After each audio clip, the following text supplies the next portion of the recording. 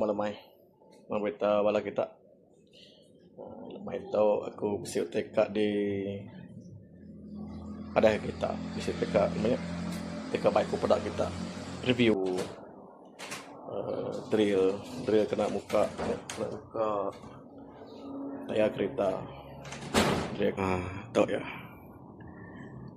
tau drill ya brand ya kita kena brand tau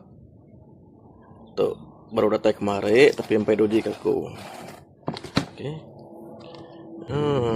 Lagi buka bungkus sebenarnya sudah.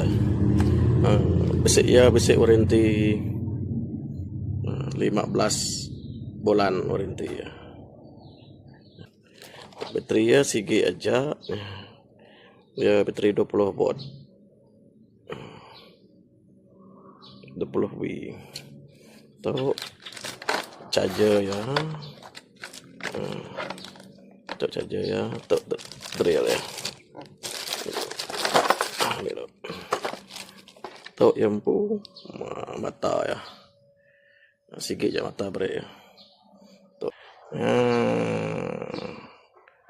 rezeki pada ketok maneh lah, okay, lagi kita uji bedak, kita uji muka tayar kena ya. Itu kita uji ke, kita uji muka tayar kena. Kita buka.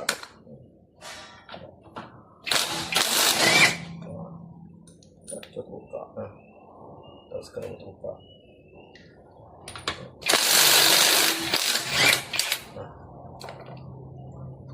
Buka sekarang. Terus sekarang kita buka.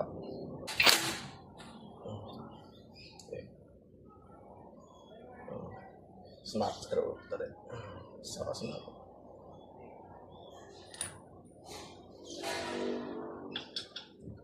Ya segi mau oleh muka, screw tu.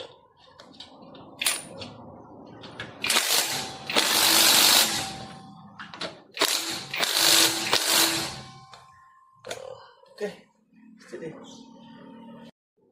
Okey guys, nah kita tadi dah medak aku guna ya kena muka tayar segi oleh dia percaya tak real segi oleh dia percaya nanti apa bisik kak meli dari pakai aku tu brand aku tahu lah brand bukai aku nemu ya brand tahu kita ada melakukan uji kita deh segi aman okey boleh digunakan dalam muka tayar. Kita cakap meli coba guys tahu brand tahu segi jadi dah uji gitu.